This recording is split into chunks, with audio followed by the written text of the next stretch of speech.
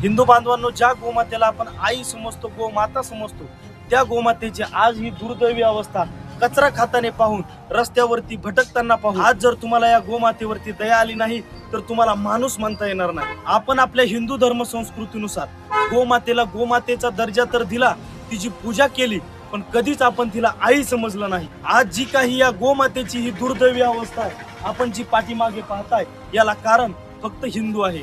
हिंदू बांधवांनो, गोमातेची झालेली ही दुर्दैवी अवस्था पाहून तिच्या प्रती जर तुमच्या मनामध्ये एवढा जरी भाव प्रेम राहिलेला असेल तर हा व्हिडिओ लक्षपूर्वक पहा। संपूर्ण भारत देशामध्ये गो सन्मान आव्हान अभियान सुरू आहे। संपूर्ण भारत देशातील साधू संतांनी एकत्रित येऊन हे गो सन्मान आव्हान अभियान सुरू केलं। या अभियानासोबत प्रत्येक हिंदूनं जोडायचंय आणि गोमातेला सेवा, सुरक्षा आणि सन्मान मिळण्यासाठी हस्ताक्षर करायचंय। आणि 27 एप्रिल रोजी प्रत्येक हिंदूनं तहसील कार्यामध्ये उपस्थित राहून त्या ठिकाणी गोमातेला सेवा, सुरक्षा आणि सन्मान मिळावा, गोमातेच्या हत्येवर पूर्णपणे प्रतिबंध लागावा, यासाठी त्या ठिकाणी निवेदन द्यायचंय। हिंदू बांधवांनो, लक्षात ठेवा, आज जर तुम्ही या गो सन्मान आव्हान अभियानाशी जुडला नाहीत तर कधीच भविष्यामध्ये तुम्ही गोमातेला वाचू शकणार नाही आणि स्वतःला सुद्धा वाचू शकणार नाही, माफ करू शकणार नाही।